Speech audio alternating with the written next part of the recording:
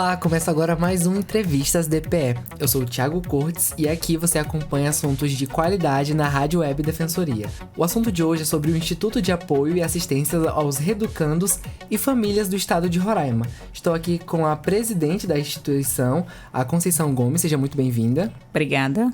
E com o coordenador do projeto, o Arderson Chaves. Seja muito bem-vindo também, o Arderson. Obrigado. Então, eu gostaria que a senhora começasse explicando como que surgiu a idealização desse projeto. Esse projeto do Instituto, ele surgiu em 2017, acho que é agosto de 2017. Ele é um jovem projeto ainda, né? 2017, eu tive acesso ao sistema. Assim, acesso de ver, de acompanhar, de ter necessidade de entrar no sistema. E aí foi onde eu vi a dificuldade das outras mães. Das mães de sistema, que eu costumo chamar elas mães e esposa de sistemas. Aí eu vi essa dificuldade. Às vezes ela precisava de uma informação, não tinha. E aí eu senti aquilo na pele de dizer, elas estão pagando por um crime que elas não cometeram. O esposo delas fez alguma coisa, cometeu algum ato, o filho cometeu algum ato, mas ela não é obrigada a pagar. E essa mãe, as que eu via, mais desesperada porque elas eram uma dona de casa que contribuía um pouco com a sua despesa de casa, criar os filhos, mas aí quando o marido foi preso, aí ela teve que tomar a frente. Aí ela se tornou mãe solo, ainda tendo que sustentar o marido dentro do sistema. Ela tinha que bancar o marido dentro do sistema, bancar a casa, trabalhar fora e ter essa dificuldade de fazer. Ainda mais outra situação, com a desclassificação, a discriminação da nossa sociedade, ela tinha que esconder que ela tinha o marido dela estava preso. Ela tinha que trabalhar, chorar de trás da porta e nunca nem dizer assim, minha patroa, eu estou precisando de sair hoje para levar uma cesta para o meu marido. Ela não podia dizer isso. Ela tinha que chorar sozinha.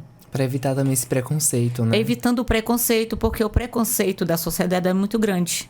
Não sabendo a sociedade que quando você trabalha com esse público, você está ajudando eles a se ressocializar e está sendo um impacto positivo para a sociedade, porque quantos você tira do mundo do crime é melhor, porque você vai diminuir o risco de você ser assaltado, você ter qualquer tipo de violência. E para você, Arderson, você está na coordenação do projeto já há quanto tempo e como que está sendo para você estar à frente de um projeto tão bonito como esse? Bom, para mim é maravilhoso, né? Só que, como foi dito, né, pela dona Conceição, a gente se depara com essa realidade. A gente, quando sai também, a gente passa a enxergar, por exemplo, os familiares, né, passando por essa situação. E hoje, fazendo parte da coordenação, por exemplo, de projetos, né, nas oficinas, a gente começa a trabalhar cada pessoa que sai de lá no intuito dele voltar para a família dele e poder ser o pilar, né? Que muitas das vezes o cara que vai para dentro do sistema prisional, ele é um pilar. E a dificuldade se torna maior. Ou seja, para nós que sai de dentro do sistema, a gente tem que ser o melhor. Ou seja, se para quem já está no meio dela tem que ser bom, nós tem que ser o dobro. Então, como que funciona para os egressos esse apoio do Instituto? O Instituto, ele proporciona a capacitação, né? Muitas das vezes o cara vai para dentro daquele lugar, ele só sabia vender droga ou meter assalto, enfim. A gente trabalha a coragem e a ousadia dele, transformando tudo isso em capacitação, ou seja, tornando serralheiro, marceneiro, pedreiro, entre outras atividades que existem dentro da instituição. Muito bacana. E para a senhora, como é que foi começar? Que eu imagino que o mais difícil seja começar e depois dar continuidade. Quais foram os frutos que esse projeto já teve?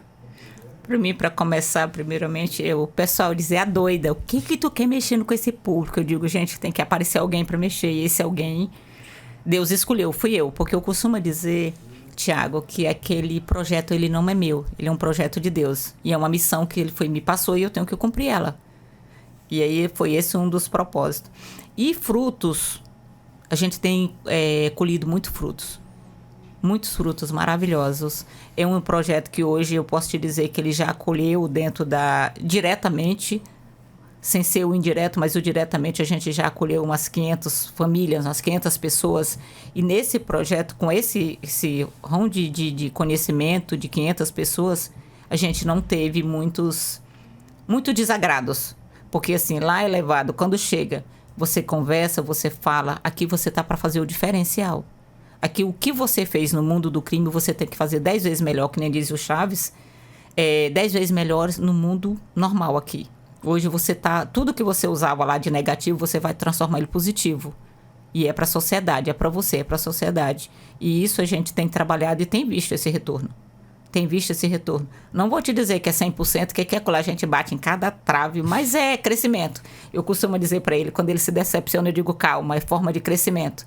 Isso é capacitação, vamos crescer. Sim. E, assim, como que o Instituto, ele mantém as suas estruturas, né? Essa questão de dar um apoio, um acolhimento, tanto para o egresso quanto para a família. E qual é o papel do Instituto nessa ressocialização? O papel dele na ressocialização é total. Mas eu sempre digo para as famílias que a gente acolhe, que a gente trabalha, eu preciso de você. Porque o primeiro passo, eu preciso que a família esteja disposta a receber esse ser. Porque assim, a gente achou poucos que a família não quisesse. Mesmo desacreditando, mas a família dá aquela credibilidade. E quando a família te dá essa credibilidade, é melhor para você lidar, para você ressocializar. E a gente trabalha na ressocialização com a questão todo dia, batendo na tecla todo dia. O primeiro passo que a gente faz dentro da instituição, quando chega, a gente tem média de 30 a 40 minutos de fala com Deus. A gente canta os louvores, a gente ora, lê a palavra, dá responsabilidade. Se você chegar hoje no projeto, amanhã você já está tendo o direito de falar com Deus e orar com a turma todinha. E a gente trabalha muito essa situação de não afastar do vício, afastar da amizade, conversar todo dia, chamar para uma conversa, ter um acompanhamento psicológico, ter aquele acompanhamento de suporte mesmo com eles para que eles comecem a andar com as suas próprias pernas. A gente não carrega ele nas costas. Que eu digo para eles, eu não posso lhe carregar nas costas. Você foi carregado nas costas do Estado 10 anos, a comparação. Eu preciso que você dê seus passos, só que tenha certeza que eu estou aqui. Muito bonito. E para você, Warderson, como que é fazer esse acompanhamento com outros egressos do sistema prisional? É bom, né? É bom. E é como eu falei, se a gente tem que ser bom 2 vezes, no meu caso tem que ser 3, né? Porque eu tô na frente ali com eles ali. E tentando todo o tempo ser exemplo e aprendendo todos os dias. Entende? Com eles, né? E então é bom. Algo curioso é essa questão do apoio psicológico e espiritual também. Como que você vê isso como uma ferramenta de auxílio? É a base. É a base, porque por intermédio dela, por exemplo, a palavra de Deus, ela fala muito, né? É o manual da vida. E quando a gente começa a refletir nas escrituras, a gente começa a entender que tudo que a gente fazia no passado estava errado. Então, ser redirecionado pela própria palavra de Deus, pelo verbo, é massa demais, é maravilhoso. E para fazer uma mobilização no Instituto, para que venha, acredito que instituições para dar esses cursos, como que na prática funciona os cursos dentro do Instituto? Bom, hoje a gente ainda está em fase de estruturação, né? Porque é a Dona Conceição, literalmente, que está com a gente. Né, dando todo o suporte, tanto de espaço quanto da construção, entre outras coisas. Então, ainda estamos passando por essa batalha, né, em busca aí de pessoas que acreditem nesse trabalho, porque é difícil. E tem o apoio por exemplo, do Senai com a capacitação de cursos? Tem alguma outra instituição que dá algum auxílio? A gente ainda está se preparando, né? A gente está se preparando, temos conversas, né? Para que a gente possa fechar essa parceria. Mas a gente tá se autossustentando ali, né? Nas capacitações. Eu já fiz alguns cursos, então eu sou aquele intermediário. Eu faço alguns cursos e trago lá para dentro. Até a gente conseguir, de fato, né, fazer esse fluxo, uma demanda de reeducandos, por exemplo, para o Senai, por intermédio da instituição. E tem mais ou menos quantas pessoas que atualmente estão lá sendo acolhidos? Hoje a gente tem na base de uns 8, mas a gente já trabalhou com 25. Caramba! Como a gente tá se estruturando, né? O Instituto tá crescendo, então a gente tá meio que diminuindo um pouco para poder ter um suporte maior para aumentar o efeito positivo, né? Que é pegar esses caras e preparar para o mercado de trabalho. Perfeito. E nesses 8 anos, Dona Conceição, eu imagino que você já tenha visto muitas situações, vivido muito. E teve alguma história que lhe marcou nesses quase 10 anos de projeto? Como que a senhora se sente sendo uma agente de transformação mesmo na vida dessas pessoas e nessa família? Tem tido teve muita coisa que me surpreendeu muito. Deixa eu responder o que o Chaves falou agora a respeito da capacitação. O que a gente usa muito? A gente capacita alguém, aí esse venceu, capacitou aqui dentro. Por quê? Porque o Instituto, querendo sim ou querendo não, mesmo sendo órgão de capacitação, mas ainda tem aquele bloqueio, reeducandos. Vou trabalhar só com reeducandos? Vou capacitar reeducando, e a gente sente aquela frieza, aquele impasse de dizer assim, não, dá um tempo, capacita melhor, aguenta aí para ver o que vai ser feito. E o que a gente entrou num consenso, eu e o Chaves. Como eu sempre chamo para ele Severino. Aí a gente vai capacitando, você traz para dentro da oficina, a gente capacita e a gente leva para a capacidade, não aquela de dizer, vai fazer um curso, eu vou te deixar profissional.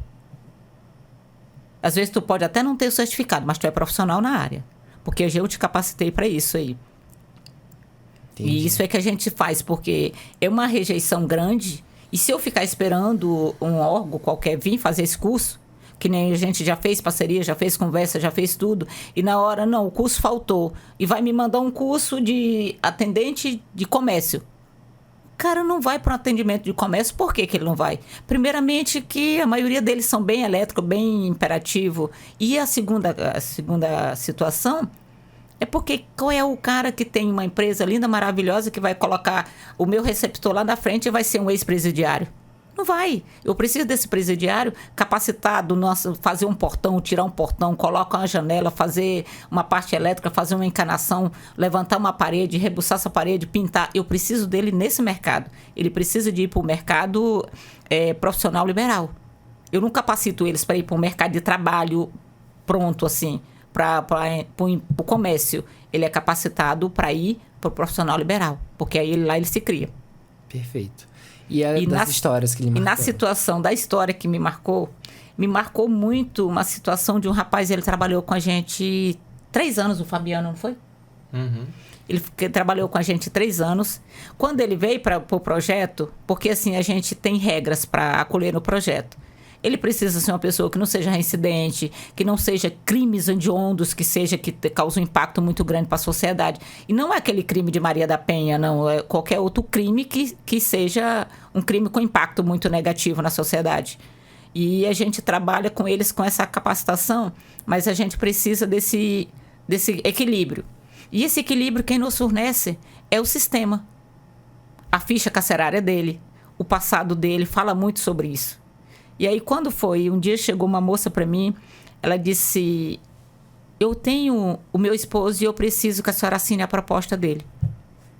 Aí eu disse assim, tá bom, eu assino. Mas eu falei que sem olhar para quê, nem por quê. Aí depois teve outra que olhou perto de mim e disse, a senhora vai assinar? A senhora já viu a ficha dele?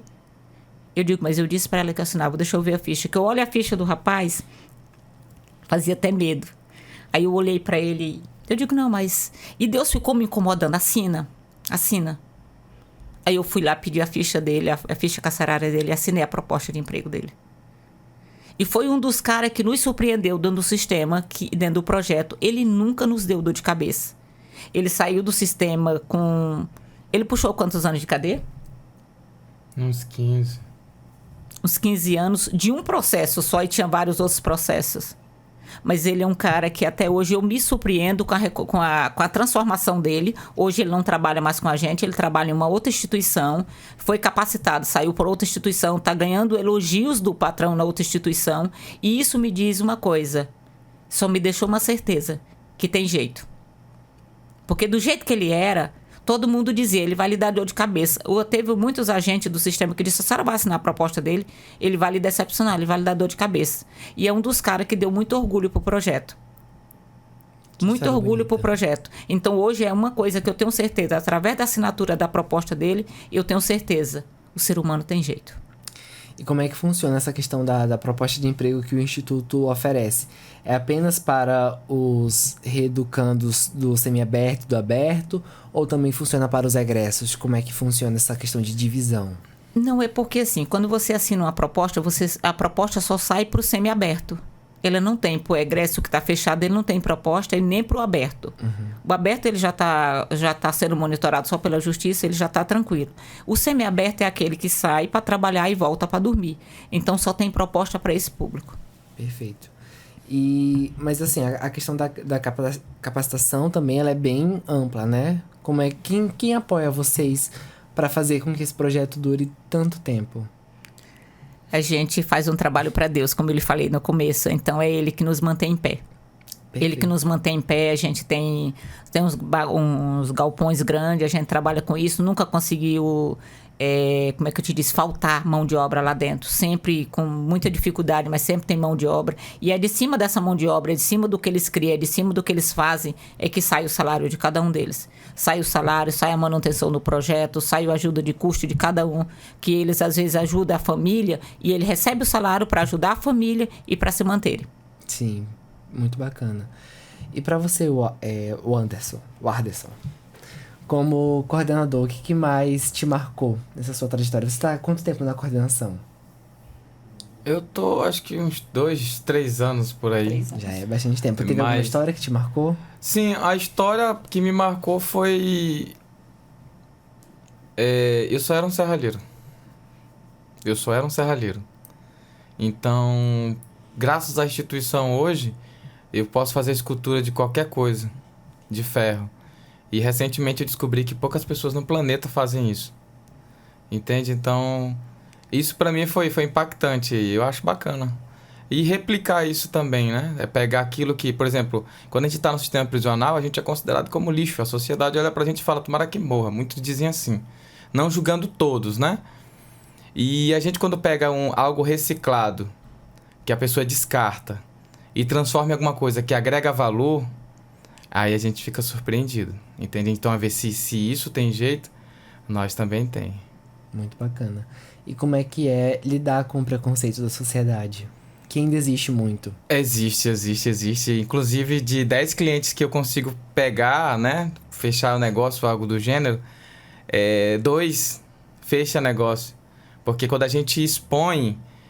Porque a pessoa não acredita. A transformação dentro da instituição ela é tão forte que quando a pessoa olha pra mim, troca uma ideia comigo, faço orçamento com ela, a gente vai pro Beabá ali, ele tá maravilhado. Mas quando eu falo, olha, a gente é de uma instituição onde trabalha com preso, reeducando e tal, aí ele fala, olha, é o seguinte, depois eu ligo pra ti. Entende? Então a gente sofre, mas a gente não desiste. Isso só nos deixa mais forte, né? Isso é a verdade. Olha, mostrando aqui o trabalho, uma escultura realmente de metal, né? Um robô, parece um Transformers, muito bacana.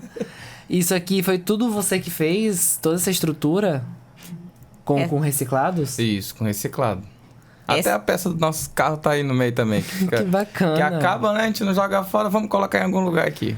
Pode falar qual é a rede social para as pessoas poderem acompanhar Deixa eu pegar. o trabalho de vocês? IAAF. @IAAF.RR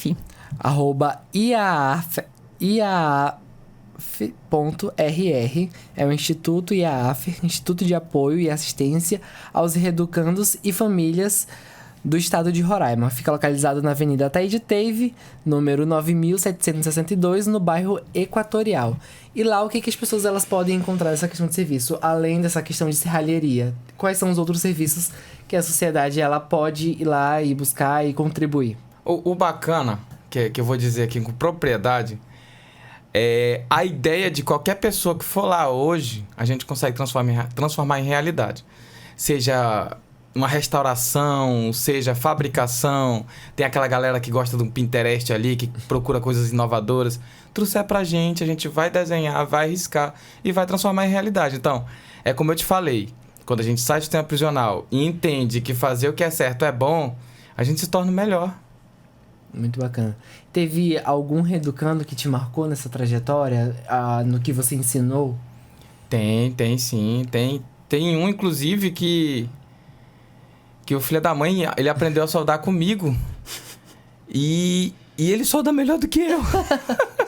Entende? Eu aprendi superando o mestre. Isso, só que eu não podia falar pra ele, né? E eu ficava olhando assim, cara, esse cara aqui tem sucesso. E graças a Deus, hoje ele já tá encaminhado pro mercado de trabalho. Que Deus abençoe a vida dele grandemente, entende? E a gente se surpreende, não só é um, são vários, né? Porque, tipo assim, não existe coisa melhor de que tu vê alguém que aprendeu alguma palhinha contigo e a Dona Conceição que nos dá essa oportunidade, vê crescendo na vida. Muitas das vezes ele chega lá pra ti na simplicidade e fala assim, cara, hoje eu comprei uma moto.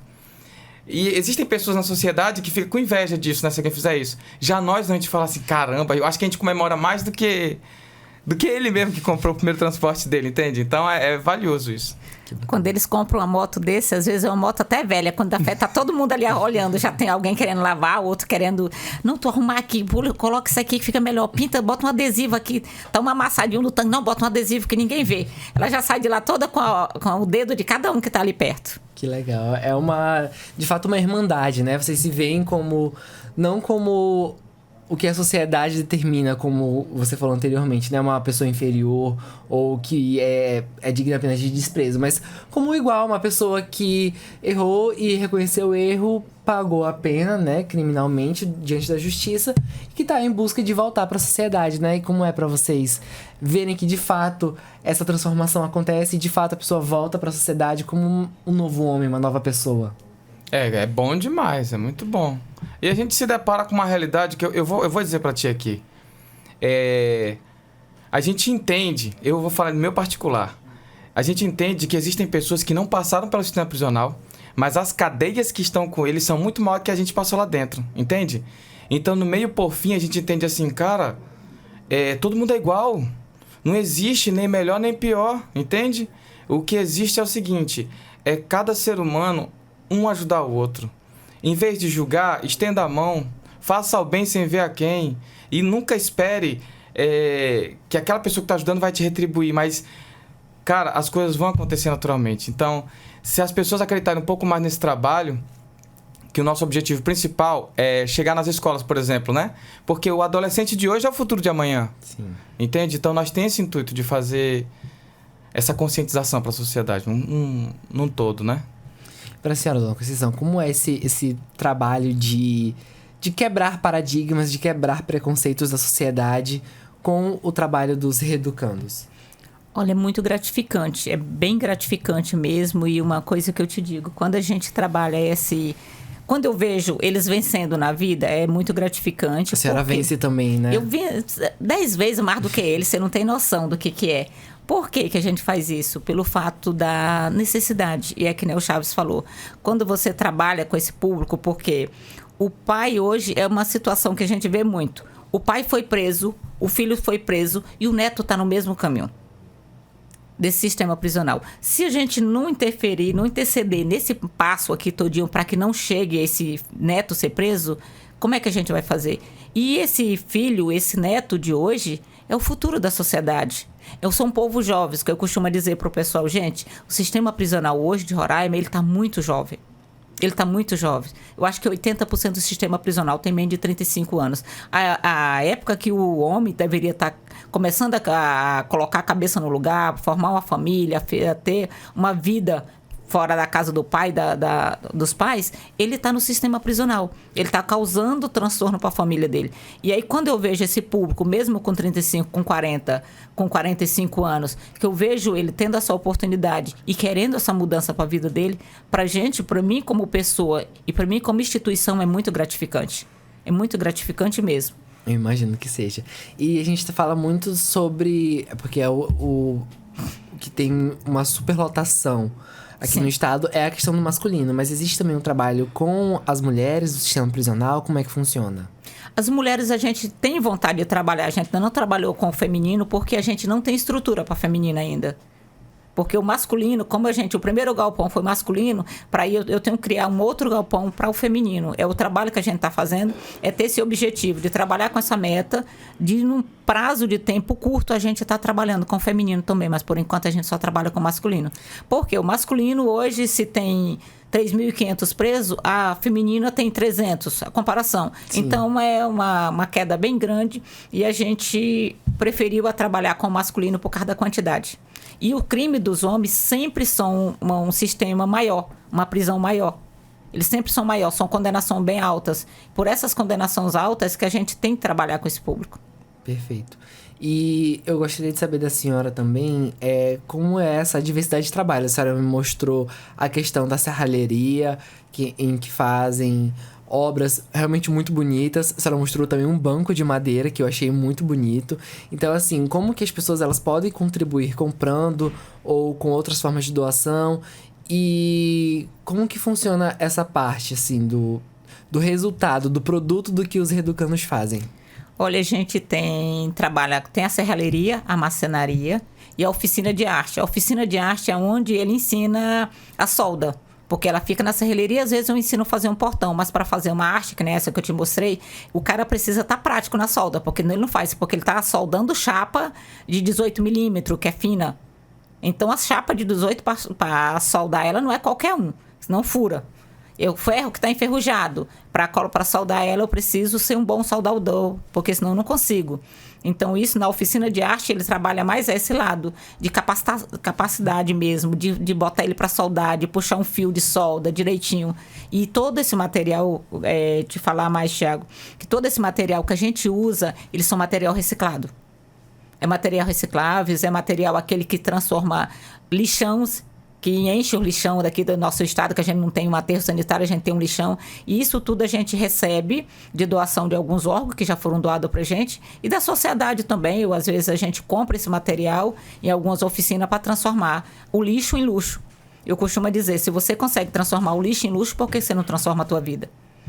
Uma boa reflexão, né? E outra coisa, na marcenaria, eles fazem tudo. Eles bordam o móvel que você quiser, placa de fazenda, banco, mesa cascata, banco de igreja. Eles já fizeram banco de igreja fechada, com todos os bancos bordados com o nome da igreja, com tudo isso eles fazem, dentro da marcenaria. A gente tem uma marcenaria, estamos formando, criando ela maior, porque não está suportando mais o que a gente tem para fazer. A marcenaria, a serralheria, todas as nossas oficinas estão precisando de crescer. Olha que bom, sinal de que tá dando resultado, né? Muito resultado, muito resultado. Às vezes a gente ainda tem esse bloqueio, que nem o Chaves falou, que vem um empresário, ele vê a arte, ele fica desesperado pela arte. Aí quando ele vai ver, eu quero fazer um orçamento, quando ele vê que é para fazer com reeducandos, ele recua. E aí ele fez um erro. Por que ele fez um erro? Porque ele está dando a oportunidade daquele cara sair do mundo do crime. Que nem eu já vi, teve um outro caso que esse me marcou muito também. Você falou ainda agora, eu falei de um rapaz. Teve um cara que eu ajudei ele dentro de um projeto, pouco. E a ficha dele era do menino do dedo verde, tinha uma ficha imensa. E quando foi um dia, véspera de Natal, eu estava terminando de arrumar a minha ceia de Natal na mesa que eu já tinha feito o que te fazer fora, estava arrumando. Aí a campainha tocou. Aí eu olhei pela câmera, eu vi um cara que eu não conheço.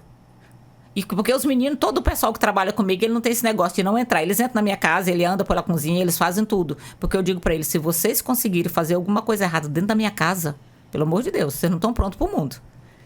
E aí eu vi, aí o meu filho disse, eu vou lá. Eu digo, não, deixa que eu vou. Eu saí. Cheguei lá, tava um rapaz com o olho apavorado assim. Eu não podia estar na rua essa hora. Eu digo, sim, por que tu tá, menino? O que foi que houve? Ele disse, é porque eu vim deixar um presente pra senhora. Mas não se preocupe, eu não fiz nada de errado. Eu limpei um quintal ontem, que eles estavam de 7 dias, né? Eu limpei um quintal e aí o dinheiro que eu recebi da limpeza do quintal, eu comprei um presente para a senhora e eu vim deixar. Aí ele me deu um pacotinho embrulhado e aí eu posso lhe dar um abraço? Eu digo, pode. Aí ele me abraçou e disse assim, a senhora pode não saber, mas eu vou lhe dizer aqui agora. A senhora é minha referência de mãe, de família e de tudo. E eu limpei um quintal para comprar um presente para a senhora. Bonito. Pois é. É uma responsabilidade muito grande. É uma responsabilidade. É um orgulho e responsabilidade. Porque eu digo pra eles, sabe? Quando tem muito deles que diz assim, eu posso fazer qualquer coisa, dona Conceição, mas eu nunca mais volto pro mundo do crime. Por quê? Porque na hora que eu tentar fazer alguma coisa, eu prefiro morrer do que voltar pro mundo do crime, pelo que a senhora faz pela gente. Nesse quase 10 anos, eu imagino que a senhora já tenha tido muita vontade e talvez até motivos para desistir. E o que lhe mantém firme nesse propósito de fazer com que esse instituto cresça e mude mais vidas? Eu, para te falar a verdade, se o meu carro falasse, o volante do meu carro, eu acho que se fizer um exame lá, ele não tem mais outra coisa de suor, é lágrimas, porque eu já chorei muito em cima do volante dele parado, dizendo, eu vou parar com o projeto, eu não vou tocar. E quando é no outro dia, eu amanheço com mais vontade de tocar ele. A vontade de manter ele em pé, Tiago, deixa eu te falar, é a situação de fazer algo por alguém. É o segundo mandamento da lei de Deus, amarás o teu próximo como a ti mesmo. E ali eu sei que eu sou útil. Ali eu não sou fazendo um trabalho por fazer. Ali eu estou sendo útil de alguma forma. Está sendo útil para a vida. Quando eu acolho um jovem desse, não é só o jovem, é a família desse jovem todinho e a sociedade. Porque cada um deles que sai do mundo do crime é um a menos. Eu não contribuo para que o crime se expande. Eu contribuo para que o crime reduza. A redução do crime. Eu imagino que, assim, a gente, pelo que a gente consome na mídia, pelo preconceito que vem da nossa própria família, a gente fica com o pé atrás com pessoas do sistema prisional. Como que foi para a senhora também quebrar esse próprio preconceito e, não, eu vou abraçar essas pessoas porque elas precisam de acolhimento. E ter essa mudança de pensamento de vou trabalhar com eles e vou dar uma nova oportunidade de vida, mesmo que talvez em um passado a senhora tenha tido algum preconceito, que sempre há algum preconceito, às vezes, pelo que a pessoa fez, ou até mesmo só por ser do sistema prisional. E algo interessante que alguns entrevistados que vieram aqui e falaram sobre essa questão, né? Eu entrevistei recente o desembargador Almiro Padilha, que ele coordena o grupo de monitoramento e fiscalização do Tribunal de Justiça de Roraima, e ele falou que esse preconceito ele é tão irracional que às vezes a gente convive com uma pessoa que cometeu crimes horrorosos, mas que a justiça ainda não descobriu ou que não foi julgado. Então, a gente convive, por exemplo, com abusadores, com estupradores, com pessoas que roubaram ou estelionatários, mas que por essas pessoas não terem sido julgadas e condenadas, passado pelo sistema prisional, a gente não tem esse preconceito com aquela mesma pessoa que às vezes confessou, reconheceu que errou, pagou diante da justiça e deseja voltar para a sociedade. Como que a senhora analisa essa questão? E isso é verdade, porque o que eu cito muito para as pessoas é isso. Quem está do meu lado? Quem está na minha frente? Eu já me olhei no espelho. Porque às vezes quando eu me olho no espelho, eu me vejo... Aquilo que eu julgo em você, eu me vejo olhando no espelho. Isso é muito forte e muito real. Aquilo que eu vejo em você, eu me vejo olhando no espelho. E eu sempre procuro para as pessoas, quando eu vejo um tipo de discriminação dessa, ou quando eu vejo um tipo de preconceito, eu digo, tu já te olhou no espelho? Faz uma varredura na tua vida e te olha no espelho. Só lembra, senta na frente do espelho e diz, espelho, fala comigo, que ele vai falar o que tu é. Como é que foi para a senhora quebrar esse próprio preconceito e abraçar esse público? Esse preconceito, ele foi quebrado de uma forma que eu acredito que foi Deus na minha vida. Eu acredito muito que foi Deus. Por quê? Em 2017, sou mãe de 3 filhos. Em 2017, aconteceu um problema com um dos meus filhos que até hoje eu fico procurando o que foi que aconteceu mesmo, porque eu só vi a bomba caindo. A bomba caiu e eu segurei ela. Quando aconteceu isso com o meu filho foi para o sistema prisional. Mas foi uma coisa que quando ele estava no sistema prisional, ele entrou acho que 2 horas, 3 horas da tarde. Quando ele chegou lá, já tinha advogado esperando ele. Ele passou, acho que 4 meses no sistema prisional. E nesses 4 meses, 5 meses que ele passou, ele foi acompanhado todo dia, sabia notícia, todo dia eu via, todo dia eu conversava. E foi uma das formas que eu achei de chegar no sistema. Aí quando eu cheguei no sistema, com todo aquele aparato que eu causei e que Deus foi maravilhoso na minha vida para sustentar a vida e para proteger a vida do meu filho, aí eu vi a realidade das outras mães. Aí eu disse para mim mesmo, o meu filho saindo daqui, eu não saindo, eu vou trabalhar com esse público. Aí teve muita gente que disse, se você vai trabalhar, você não vai dar conta. Eu digo, eu vou dar conta. Deus vai me preparar e eu vou trabalhar com esse público. E eu comecei a trabalhar com esse público, meu filho ainda estava lá. Aí o meu filho saiu, depois foi inocentado da situação toda, teve uma reviravolta, tudo. Mas isso eu fiquei acompanhando toda a vida. Eu nunca abri mão do projeto. Foi quando tinha muita gente que dizia, não, o filho dela sair, ela vai largar o projeto. E aí eu nunca larguei o projeto. E já tive vários motivos de deixar o projeto. Mas eu acredito que não está na hora, não está no tempo. Eu preciso de trabalhar, preciso de levar a palavra de Deus para aqueles homens que estão lá dentro. Preciso de falar de Deus para aqueles homens e preciso de dar oportunidade para esses homens. Também um apoio pra família, né? Esse Um apoio... acolhimento para as mães que muitas vezes estão desesperadas, né? Eu tenho o caso de uma mãe, que né, você falou aqui, tem um caso de uma mãe que eu peguei ela, eu cheguei na porta do sistema, eu cheguei e entro, sempre nunca tive muito problemas em fazer isso. Deu uns barraquinhos, mas a gente resolveu logo. E aí eu cheguei no sistema para entrar, tinha uma mãe desesperada, olhando, andando no meu fio, juntando pedacinho de papel. E eu olhei, eu digo, mas será que aquela mulher é problemática? Eu pensei comigo, mas também entrei. Quando eu ia entrando, eu virei para ela, eu digo, mas você perdeu alguma coisa, meu amor? Ela disse, eu estou procurando o nome da dona de uma moça que a assistente social daí me deu e eu perdi, eu preciso muito de falar com essa moça, eu perdi o número. Eu já estava no centro, ela veio do centro de a pé para a cadeia pública para caçar esse número de telefone que tinham dado para ela. Caramba, bastante. Sim, quando ela falou comigo, quando ela falou assim, eu digo, isso, o número é o meu. Aí eu digo, faz um negócio, mas eu não quis falar para ela, eu digo, faz um negócio. Anota o teu número aqui, que eu vou entrar aqui agora, e quando eu vou falar com a assistente social, eu te passo, quando eu sair daqui. A senhora faz isso por mim? Eu digo, faço. Aí ela me deu eu anotei o número dela, botei no carro e entrei. Quando eu entrei, fui na sala do serviço social, a moça disse, olha, tinha uma senhora desesperada para falar com você. E eu passei teu número, até sem ordem, mas eu passei. Eu digo, não, eu já falei com ela. Que eu saí lá fora, aí eu liguei para ela e marquei para falar com ela no outro dia lá na porta do sistema. Ela veio, me abraçou e disse para mim, ela disse, como é a palavra que ela disse? Eu sei que ela disse que estava totalmente desamparada. Mais ou menos uma palavra que era totalmente desamparada. E por quê? Ela disse porque eu trabalhei 26 anos na casa de alguém. E alguém conhecido da sociedade roraimense, alguém rico da sociedade. E eu criei meus filhos todos trabalhando. Eu sou mãe solo.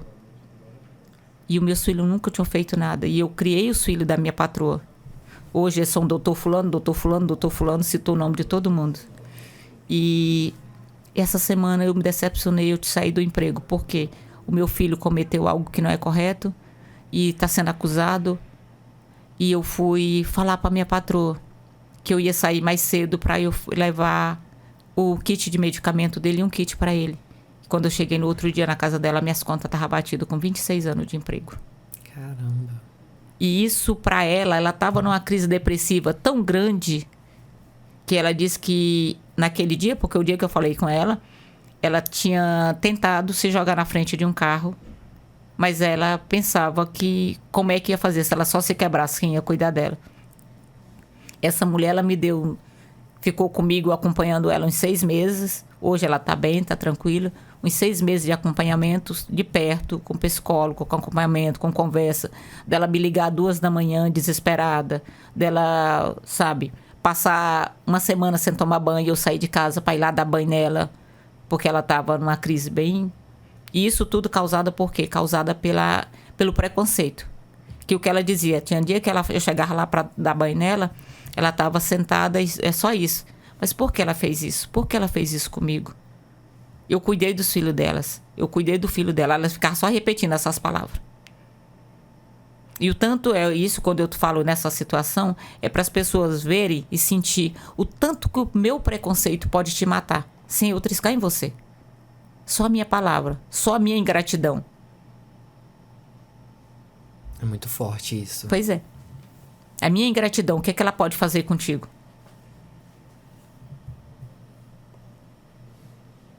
Isso é muito forte, assim, até demora um pouco pra digerir Pois é. tudo o que a senhora falou, porque não é algo fácil. Não é fácil. Não é fácil. Então, é uma informação que eu demoro um pouco pra digerir e, assim, eu trabalhando pela defensoria, tenho a possibilidade de ir sempre na PANC, na cadeia masculina, no CPP, pra fazer coberturas, acompanhar o trabalho da defensoria, os mutirões, ou acompanhar algum defensor. E eu vejo principalmente nas mães, é sempre a mulher acaba sendo a base ali, né? Sim. E eu vejo um desejo muito grande de não vou deixar, coisa que se fosse o contrário geralmente não acontece, né? Eu já vejo que na feminina os homens geralmente abandonam as mulheres, mas as mulheres elas estão sempre ali. Toda sexta-feira tem aquela fila enorme de mulheres para visitar. E eu vejo que até mesmo alguns reeducandos, por entrarem naquele lugar aqui, assim, pra quem nunca foi, não é um lugar, não é bacana, não é férias. É um lugar horrível. É insalubre muitas vezes. E que fere os direitos humanos de verdade, assim. Eu já presenciei situações de degradante, sabe? Assim, humilhante pro ser humano viver naquelas condições de não poder levantar a cabeça, sabe? Coisas que pra gente de olhar no olho, eles não têm isso. Então, é algo, desde algo simples como uma conversa olhando no olho, que ali eles já são privados. Não é só a liberdade que é privada, é também uma dignidade de ser humano. É o que eu digo para muita gente, para as pessoas. Eu digo, olha, deixa eu te falar uma situação. Eu sou a favor de quem comete o crime, pague pelo seu crime. Mas pague dentro do direito que você foi suacido, o teu direito só de ir e vir. Tu não tá ali obrigado a não arribar a cabeça, a comer comida que não é adequada, a vestir roupa, a andar nu, pelados, a andar sem direito de nada, porque quando tu entra no sistema prisional, é cessado todos os teus direitos. Às vezes sem direito à água. Já ouvi relatos de interno ter que beber da água que cai do ar-condicionado porque não tinha água para eles beberem. Isso é desumano. Mas ar-condicionado, não posso nem te dizer, não diz o nome feio não, mas não posso nem te dizer que é ar-condicionado. E assim, e nessa situação, o que me deixa mais triste perante o acontecido de o sistema prisional, porque eu digo para as pessoas, Tiago, quando você pega alguém, você quer corrigir o teu filho, tu não espanca o teu filho, porque tu tá educando o teu filho. O sistema prisional recolhe alguém porque ele cometeu algo de errado. Como é que eu vou corrigir esse cara espancando ele? Como é que eu vou corrigir? Eu vou modular esse cara, eu vou ressocializar esse cara, eu vou recapacitar esse cara espancando com gás de pimenta, com bala de borracha, passando fome, passando frio, passando necessidade, andando pelado e sabendo que a minha mãe está sendo chamada de tudo enquanto é nome até para entrar. Pela sociedade que nos rege. Então, existe uma dupla penalização, né? Tanto da própria justiça quanto da sociedade, que a sociedade também não deixa passar impune. Não. Eu sempre vejo a sociedade como o pior julgador, o pior carrasco que tem é a sociedade. Mesmo que a pessoa passe pelo sistema prisional, é algo que a sociedade marca aquela pessoa. Marca. A sociedade marca aquela pessoa. E eu vejo que esse trabalho do Instituto, ele é uma forma de tirar essa veste de preconceito da sociedade do reeducando. Então, quais foram os avanços que a senhora percebeu ao longo desses quase 10 anos? Os avanços que a gente percebeu foi que hoje a gente está sendo reconhecido, está sendo visto, porque quando a gente começou, era simplesmente o instituto que cuida de preso, a mulher que cuida de preso. Preciso de uma entrevista. Não, mas falar de preso é complicado, falar de preso. Hoje não, hoje a gente já tem essa porta. Abriram várias portas, muitas portas estão se abrindo. As pessoas estão vendo que cuidar de preso, eu digo para eles, cuidar do sistema prisional é necessário, porque ele está crescendo. Se eu não cuidar dele hoje, ele vai reincidente outra vez, e amanhã vai chegar mais um. E o que vão fazer com esse povo todo? E ele é um público que precisa ter um cuidado específico, porque foi aquele público que deu problema na sociedade. Essa sociedade reclamou desse problema, então vamos curar esse problema. E esse problema só é curado com ressocialização, com capacitação e ressocialização. Perfeito. E ressocialização pelo trabalho, uma ressocialização na família. Na sociedade, no meio que vive. No meio que ele vive. Isso. Porque eu digo, falo para ti, Tiago, não adianta eu capacitar esse cara, dar um curso de mecânica para ele e soltar ele no meio do mundo. Não. Eu tenho que colocar ele para fazer esse curso de mecânica, eu tenho que apresentar ele numa oficina de mecânica, eu tenho que dar uma carta de recomendação para ele nessa oficina de mecânica e vou dizer para ele, olha, te conserta porque o meu nome é que tá lá, eu indiquei você. Eu tenho que virar para a família dele só, olha, cuida da roupa dele, cuida da comida dele, cuida da alimentação dele, deixa ele prontinho para ele cumprir esse tempo, para ele se adaptar, que é uma nova vida para ele. Ele passou 10 anos dentro de um sistema que ele estava numa gaiola só recebendo a comida de qualquer jeito e ele ia comer aquilo ali. E era só aquilo. Hoje não, hoje ele está numa sociedade. Ele tem que saber a responsabilidade dele. Ele tem direito? Tem. Mas ele tem responsabilidades a ser cumpridas. E essas responsabilidades a gente tem que ir levando devagarinho, colocando neles para deixar ele com essa responsabilidade para ele lidar com ela. E esse trabalho também no Instituto eu percebo que é uma forma também de evitar que os reeducandos eles sejam cooptados pelas facções que crescem muito. Sim, sim. Então, é um trabalho que gera um... Existe, eu gosto sempre de falar sobre... Existe a teoria da borboleta, que na verdade é a teoria do caos, que diz que o bater das asas de uma borboleta pode gerar um furacão. Então, é uma ação simples que você faz hoje com o Instituto, que começou lá em 2017, que a longo prazo você evitou que pessoas entrassem na facção. Sim. Você evitou que pessoas fossem reincidentes. Sim. Você evitou que talvez uma vida seja perdida, né, devido a crimes. Então, é uma ação que a princípio parece ser pequena, mas que no longo prazo, né, gera um furacão. O bater de umas asas de uma borboleta pequenininha que gera um furacão no futuro, né? Como que você observa essa questão? Eu acho que é uma responsabilidade e uma felicidade, né? Deve ser um misto de emoções. É verdade, verdade. É um misto de emoções. Porque, assim, quando você olha... que tinha gente que a família mesmo dizia, não, isso aí não tem jeito. Não tem jeito. Assim, se fosse passar, passava o resto do mês aqui contando, porque até o mês está terminando, né? Mas passava o resto do mês contando casos. A gente tem um caso de um rapaz que ele chegou na instituição, a família toda desacreditada. E a gente chegou com ele, conversamos. Eu acho que é um desses que o Chaves ensinou. Aquele que faz tauba, que eu não vou citar o nome. Que faz tauba de carne. Uhum. E ele chegou... Ninguém acreditava nele. Aí Nem ele mesmo, né? Nem ele mesmo acreditava. Aí eu cheguei pra ele, eu digo... Aí ele trabalhou uns 2 dias meio estranho. Aí eu cheguei pra ele um dia e disse... Vem cá, deixa eu conversar contigo. Aí ele sentou, ele não queria sentar. Eu digo, moço, sente comigo, vamos conversar. E a gente começou batendo papo. Aí eu disse pra ele, tu te conhece? Porque ele começou a levantar a ênfase das outras pessoas. Eu falei, tu te conhece? Aí ele, eu sou fulano. Eu digo, não, tu te conhece como pessoa? Tu é uma pessoa maravilhosa, tu é uma pessoa excelente. E ele vinha desse mundo todinho que você tá falando aí. Todo esse mundo, ele fazia parte dele mais um pouco. Tinha saído porque estava na presença do Senhor, mas estava um pé no Senhor e um pé aqui no mundo. Estava sendo o famoso crente Raimundo. E aí eu conversei bastante com ele. E hoje ele me dá orgulho de ver quem ele está se transformando hoje. Hoje ele é pai de família, pai com 2 filhos, casou, tem 2 filhos em casa, trabalhando para sustentar esses filhos, para fazer isso.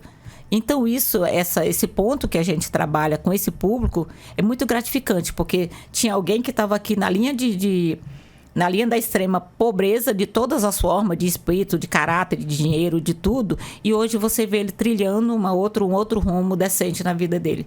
E isso é gratificante pra gente como instituição. Imagine pra você, Waderson, o que mais te motiva a continuar no projeto como coordenador? Eu confesso que tudo que eu tô ouvindo aqui é satisfatório, viu? Porque eu parei para refletir agora, ouvindo aqui, né, um pouco da história, ouvindo um pouco da tua colocação também. Eu parei para refletir. Começou tão pequeno e hoje a gente tá crescendo, né? Então, isso é legal. Começou uma borboleta, agora tá uma brincadeira. Então, é show de bola. E eu tenho certeza que a gente vai ter um impacto cada vez maior no meio da sociedade. Tipo, imagina, uma pessoa que poderia estar furtando a casa de alguém, por passar pela instituição, vai deixar de acontecer aquilo, entende? Ou aquele cara que ia dar uma facada para roubar ali na madrugada, não vai acontecer, por quê? Porque passou ali com a gente. Então a gente vai continuar, porque o negócio é bom. E qual é os planos futuros pelo projeto? O que vocês pretendem ampliar? O que vocês pretendem melhorar? O que pretendem ainda almejar que ainda não foi conquistado? É respeitar o processo, que é fundamental, né, dona Conceição? Que é a capacitação, macho. Porque se você não estiver preparado para administrar aquilo que for colocado na tua mão, não adianta. Então a gente está no processo de capacitação. O intuito é crescer mesmo, é poder multiplicar não só no nosso estado, na região norte, sul, sudeste, oeste, centro-oeste, ou o Brasil todo, enfim. O nosso objetivo é contaminar com essa ação. A gente sabe que a gente não vai conseguir 100%, mas o que a gente conseguir para nós é válido. Perfeito. Para a senhora, o que a senhora ainda almeja alcançar com o projeto? Que já alcançou muita coisa. Mas assim, quando você olha assim, falando o que almeja alcançar com o projeto, aí é grande, é bem grande. O propósito do projeto hoje, ele é de capacitar o jovem do sistema e trabalhar mais diretamente com a família, porque a família, as mães e mulheres de reeducandos, elas pagam um preço muito alto por algo que elas não cometeram. Então a gente tem eu te digo assim, uma seta virada para elas hoje, para trabalhar o mental delas, o financeiro, a independência financeira dessa mulherada, trabalhar essa interação dessa mulherada com esse ser dela, o filho, o esposo que esteja dentro do sistema, trabalhar essa dignidade dessa mulher, porque às vezes elas perdem essa dignidade a corrida da vida, que ela não é mais só uma mãe solo, ela é uma mãe solo com um monte de responsabilidade em cima dela. E a gente, esse ano de 2025, até a gente está em construções para arrumar espaço para a gente trabalhar com essa mulherada mais de perto. Ouvi-la, ela mais de perto, ver mais, porque eu não consigo ressocializar um preso sem a família dele próximo. É bem complicado. É a nossa base maior, é a família. É os filhos, é a esposa, é a mãe. Essa é a nossa base maior, que amigo não ressocializa preso. E sim mãe, e sim esposa. É muito importante pra gente isso. E uma outra coisa que eu vou dizer pra você. Agora em julho, agosto, a gente está se preparando para fazer uma exposição grande.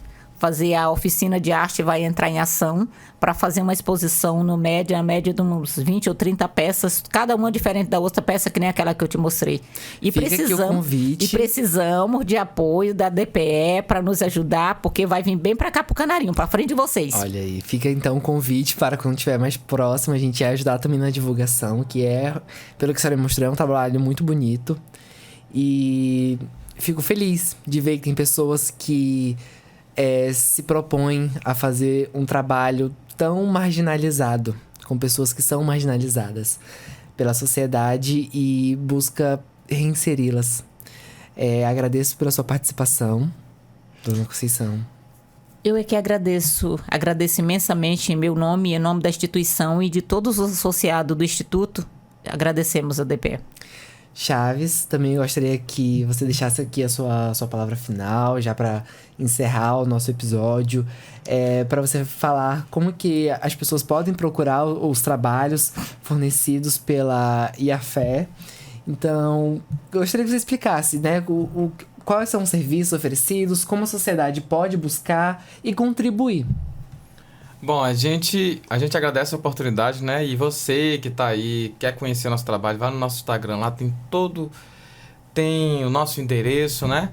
E você tem qualquer criatividade, quer fazer um galpão, construção civil, uma reforma, restauração, uma criatividade que você não encontrou ninguém ainda no estado para fazer, vai com a gente lá que a gente desenrola. É aquela coisa, né? O que o preso não fizer, eu acho difícil alguém fazer por aí. Então, dona Conceição, mais uma vez eu gostaria que a senhora deixasse esse incentivo para a sociedade, para que busque os trabalhos da IAFER e contribua de alguma maneira. Pois é, estou aqui pedindo para vocês que tiverem interesse de fazer artes, principalmente mulherada que gosta de criar aquele ponto, aquele ambiente na sua casa, que quer criar um sofá diferente, um banco diferente, uma mesa diferente, pode ir lá no Instituto. E eu sempre digo para as pessoas, a cabeça deles são muito pensantes, cria muita coisa, faz. Se você chegar lá com o desenho, com o rabisco, eles fazem, porque eles já conseguiram fazer eu riscar alguma coisa, eu imaginar, riscar e eles melhorar daquilo que eu risquei. Então eles são bons mesmo, os meninos. Sou suspeita a falar, mas eles são muito bons para fazer isso. E uma outra coisa, convidar vocês que estejam ouvindo, que queira passar lá com a gente, pode ir lá. A gente somos da sociedade civil organizada, somos uma instituição sem fim lucrativo. O lucro que tem lá é só para manter eles como projeto, como pessoas, como ressocialização, como família que está no nível de vulnerabilidade social. E a gente está lá Fica na Taiditeive, número 9762, lá no Equatorial. Gente, é um local muito fácil de encontrar. Se você descer na Taiditeive, antes de chegar no Cruviana, você vai ver um cavalo que ele tem uns 2 metros de altura. É lá! É lá o eu cavalo. sempre passo por lá e eu fico, nossa, que cavalo bonito. Pois é, ali é o nosso, ali. pois é, ali é o nosso lugar, a nossa casa é aquilo ali. E aquele cavalo, ele não é mais nosso, aquele cavalo é de todos os meninos autistas que tem na região, que cada um chega lá e diz que é dono daquele cavalo. Que bacana. Esses dias a gente tirou ele para os meninos lixar, deu quase que teve confusão, quase que ia chamar a televisão, que os meninos queriam que trouxesse o cavalo para lá outra vez. E hoje ele já é patrimônio dali do projeto, ninguém pode mexer com ele, mas espera que vai vir outra arte mais bonita do que aquele cavalo para ficar lá. E é um ponto de referência, e é o cavalo todo de É de sucata, ele é de sucata. Mas ele é muito bonito, eu sempre passei por lá e eu fiquei... nossa, quanta criatividade, porque eu não imaginaria... construir uma obra daquelas. E é realmente muito bonito. Toda vez que eu passo por ali, eu fico admirado. Não sabia que funcionava ali. Pois é, lá é o nosso cavalo de aço ali é a nossa oficina. Aqueles galpão ali é a nossa oficina. Que bacana. Quando você quiser encostar lá, já que você passa, encoste lá. Vou sim. Conversei hoje com a presidente do Instituto de Apoio e Assistência aos Reeducandos e Famílias do Estado de Roraima, Conceição Gomes. E conversei também com o Aderson Chaves, que é o coordenador do projeto, que eles atuam desde 2017 com a ressocialização dos reeducandos do sistema prisional aqui de Roraima.